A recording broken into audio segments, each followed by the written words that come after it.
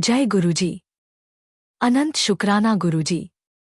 ओम नमः शिवाय। शिवजी सदा सहाय। संगत जी, आज का सत्संग उस दर्द की बात करेगा जो बाहर नहीं दिखता पर अंदर से इंसान को खोखला कर देता है।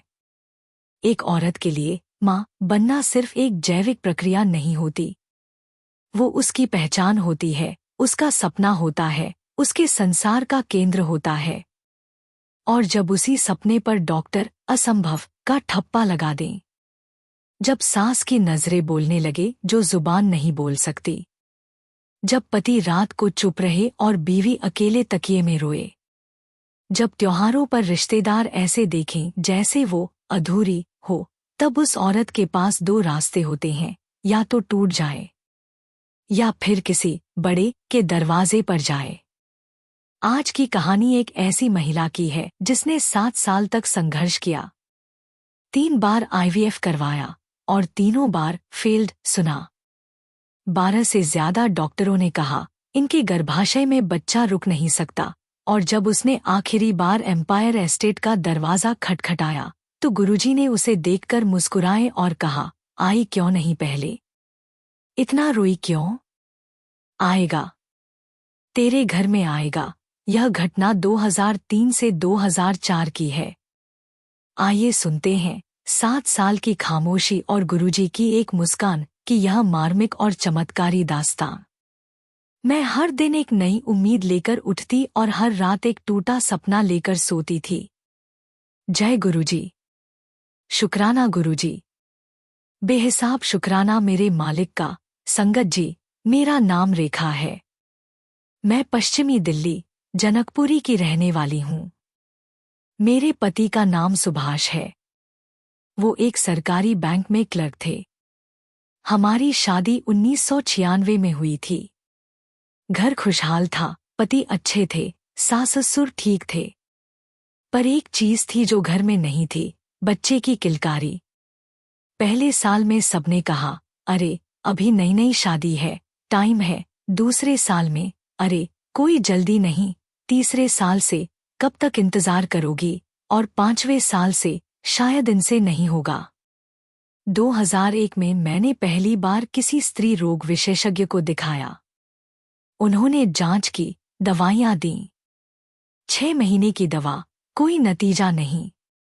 2001 के आखिर में दूसरे डॉक्टर, उन्होंने लेप्रोस्कोपी की सिफारिश की।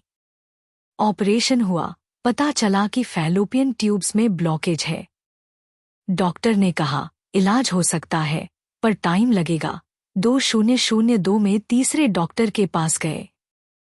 उन्होंने कहा आईवीएफ करो, यही एकमात्र रास्ता है। सुभाष ने घर के सब गहने बेचे। मेरे पिता ने अपनी एफडी तोड़ी और हमने पहला आईवीएफ कराया। पहले आईवीएफ के बाद 14 दिन तक मैं जैसे सांस रोककर जी रही थी। प्रेगनेंसी टेस्ट का दिन आया, नेगेटिव। संगत जी, उस नेगेटिव शब्द ने मुझे ऐसे तोड़ा जैसे शीशे को पत्थर। सुभाष ने मुझे गले लगाया। हम दोनों बहुत देर तक चुप रहे। 2002 में दूसरा आईवीएफ, इस बार पहले से ज्यादा तैयारी, ज्यादा दवाइयां, ज्यादा प्रार्थनाएं। इस बार टेस्ट पॉजिटिव आया। संगत जी, मैंने वो रिपोर्ट देखी और पहली बार 5 साल में खुलकर रोई, पर खुशी से। सुभाष ने मिठाई बांटी, सासू माँ ने मंदिर में दीप जलाए। पर 6 हफ्ते बाद मिसकैरेज। डॉक्टर ने कहा गर्भाशय की परत, यूटेराइन लाइनिंग, बच्चे को रोक नहीं पाई। वो दिन, संगत जी, वो दिन मेरी जिंदगी का सबसे काला दिन था। मैं बाथरूम में बंद हो गई, घंटों बैठी रही। बाहर सुभाष दरवाजा खटखटाता रहा, मैं खोल नहीं सकी। 2003 में हमने आखिरी बचत से तीसरा आईवीएफ कराया। इस बार डॉक्टर ने कहा we are trying everything, donor eggs भी ऑप्शन हो सकता है। पर तीसरा आईवीएफ भी फेल्ड। इस बार डॉक्टर की आवाज बदल गई। उन्होंने धीरे से कहा, मिसेस रेखा, मैं ऑनेस्टली बोलना चाहता हूं। आपके केस में नेचुरल या आईवीएफ से प्रेगनेंसी होना बहुत मुश्किल है। आप अडॉप्शन के बारे में सोचें। यही मेरी सलाह है। मैं वहीं बैठे बैठे सुन्न हो गई। सुभाष ने डॉक्टर से पूछा, कितने % चांस है? डॉक्टर ने कहा, <3% 3%। संगत जी, डॉक्टरों की बात तो सह ली, पर समाज की बात सहना सबसे मुश्किल होता है। 2003 में हमारे ही मोहल्ले में एक बड़ी शादी थी।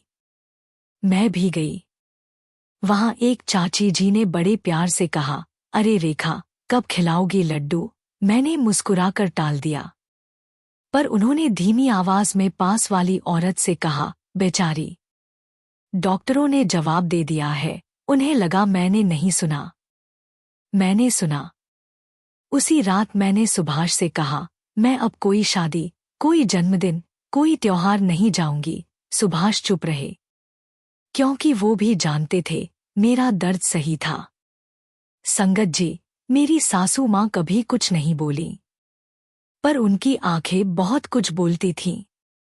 हर सुबह जब मैं उठती, वो मंदिर में जाकर बहुत देर तक पूजा करती। मैं जानती थी वो किसके लिए मांग रही हैं। एक रात मैंने सुना वो अपने कमरे में किसी से फोन पर बात कर रही थी।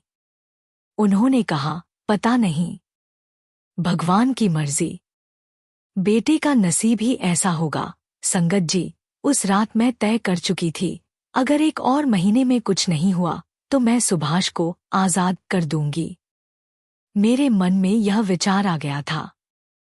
उसी समय मेरी बचपन की सहेली शीला मिली। वो काफी समय से गुरुजी से जुड़ी थी। उसने मुझे देखा और बोली, रेखा, तू बहुत कमजोर हो गई है, मेरे साथ चल। मैंने पूछा, कहा? उसने कहा, एम्पायर एस्टेट, गुरुजी के पास। मैंने कहा, शीला, मैं थक गई हूं। मंदिर, मस्जिद, गुरुद्वारा, सब हो गया, कोई चमत्कार नहीं होता। शीला ने हाथ पकड़कर कहा, रेखा, तू मंदिर गई है, गुरुजी के पास नहीं गई। दोनों में फर्क है। मुझे नहीं पता क्यों, पर उसकी बात में कुछ था। मैं हाँ बोल दी। अगले गुरुवार को हम दोनों एम्पायर एस्टेट गईं। अंदर शब्द चल रहे थे। माहौल में एक अजीब शांति थी, जैसे दुनिया रुक गई हो। मैंने गुरुजी को देखा। उनका तेज ऐसा था कि मैं एक पल के लिए सब भूल गई। मैंने माथा टेका, और संगत जी, जैसे ही मैंने माथा टेका, मेरे अंदर का सारा दर्द एक साथ बाहर आ गया। मैं वहीं जमीन पर बैठकर रोने लगी। 7 साल का दर्द, 3 आईवीएफ की तकलीफ, रिश्तेदारों की बातें, डॉक्टर का 3% वाला वाक्य, सब एक साथ। शीला ने कंधे पर हाथ रखा, बोली, रो ले, यहां रोने की परमिशन है। संगत जी, उस दिन भीड़ बहुत थी। मैंने सोचा, गुरुजी मुझ तक कहाँ पहुंचेंगे। पर जैसे ही मैं उठकर बैठी, गुरुजी ने अचानक मेरी तरफ देखा। सिर्फ देखा, एक पल के लिए, पर उस एक नजर में जैसे एक पूरी बात थी। मुझे ऐसा लगा जैसे किसी ने कहा हो, मैंने देख लिया। संगत जी, सत्संग आगे जारी रहेगा, परंतु पहले एक अत्यंत महत्वपूर्ण सेवा संदेश आपसे विनम्रतापूर्वक साझा करना आवश्यक है।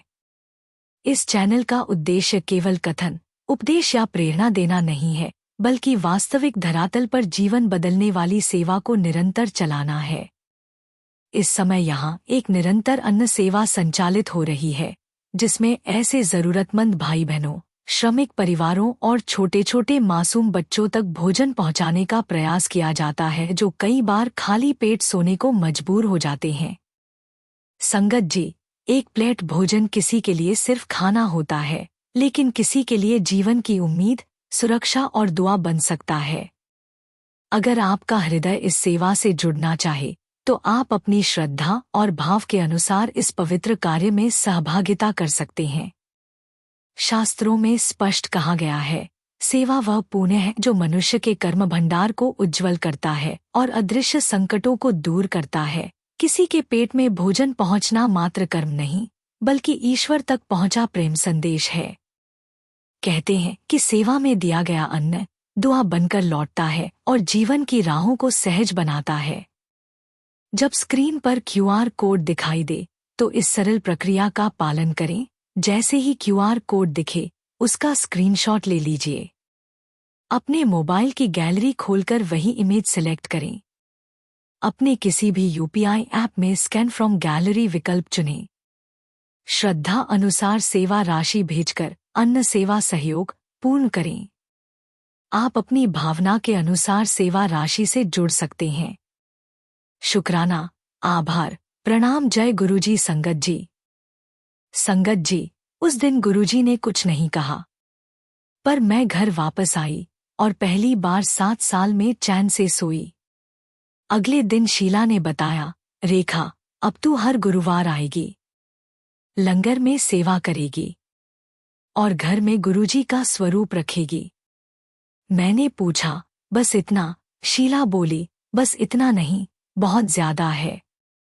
सेवा वो धागा है जो भगवान से जोड़ता है। मैंने शुरू किया। हर गुरुवार एम्पायर एस्टेट लंगर में आटा गूंथना, रोटी बनाना, बर्तन धोना।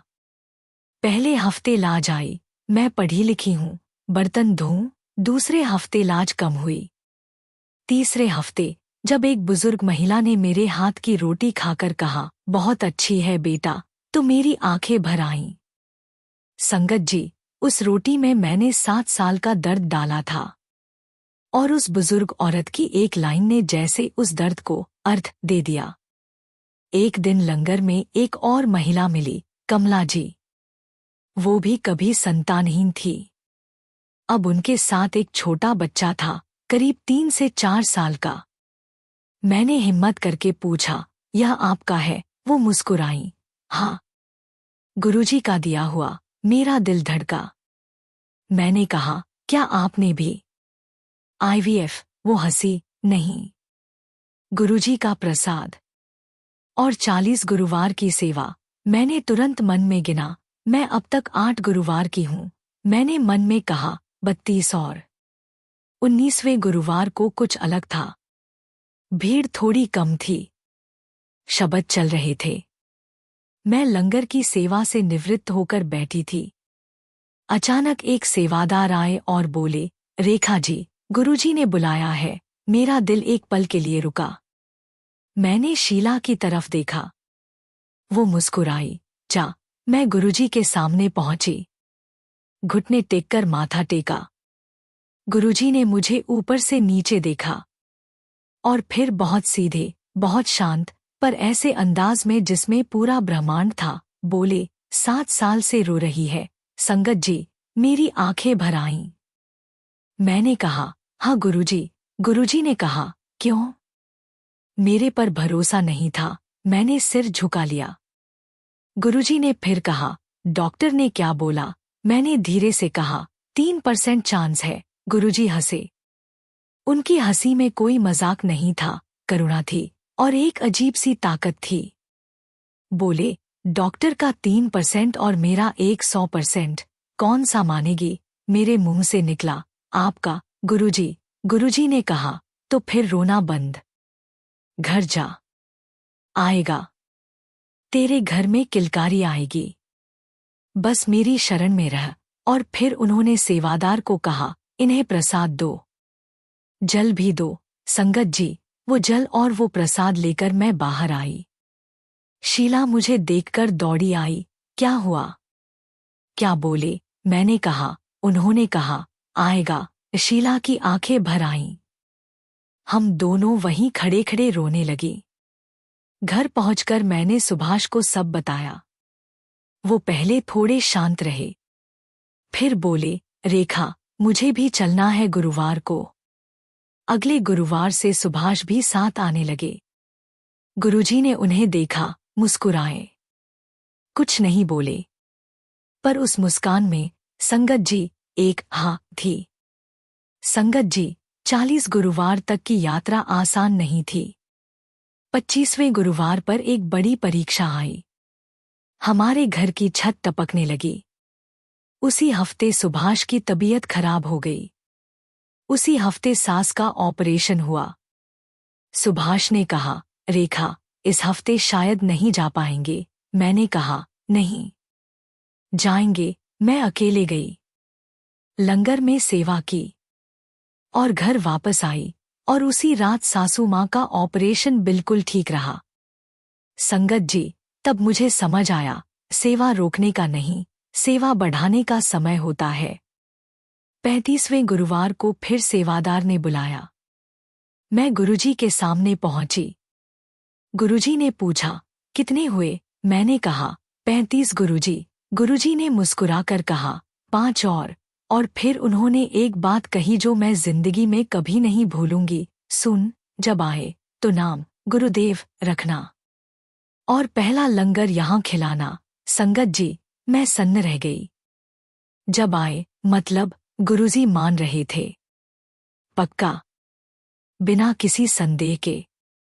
मेरे मुंह से निकला, गुरुजी। मतलब? गुरुजी ने डांटते हुए कहा, मतलब समझ नहीं आता? जा घर। 40वें गुरुवार की सुबह मैं उठी। मन में अजीब सी हलचल थी। सुभाष ने कहा, आज 40वां है। मैंने कहा, हाँ। हम दोनों तैयार हुए, एम्पायर एस्टेट पहुंचे। उस दिन मैंने लंगर में सेवा की, पर एक अलग भाव से, जैसे यह आखिरी नहीं, एक नई शुरुआत थी। गुरुजी के सामने माथा टेका। गुरुजी ने देखा, मुस्कुराए और कुछ नहीं बोले, पर उनकी मुस्कान में जवाब था। 40वें गुरुवार के 17 दिन बाद सुबह मेरी नींद अचानक खुली। तबीयत थोड़ी अजीब लग रही थी, जी मिचला रहा था। मैंने सोचा, खाना सही नहीं लगा होगा, पर शीला ने फोन पर कहा, रेखा, टेस्ट कर। मैंने कहा, शीला, अब इस सब में नहीं पड़ना। वो बोली, एक बार, बस एक बार। मैंने टेस्ट किया। संगत जी, 2 लाइनें, पॉजिटिव। मैंने उस स्टिक को देखा, फिर आंखें बंद की, फिर खोली। अभी भी 2 लाइनें। मेरे हाथ कांप रहे थे। मैं जमीन पर बैठ गई और बस एक ही नाम निकला मुंह से, गुरुजी। हम उसी डॉक्टर के पास गए जिसने 3% कहा था। उन्होंने सोनोग्राफी की, रिपोर्ट देखी। डॉक्टर ने ऊपर देखा, फिर नीचे, फिर मुझे देखा। बोले, मिसेस रेखा, यह नेचुरली हुआ है। मैंने कहा, जी डॉक्टर साहब।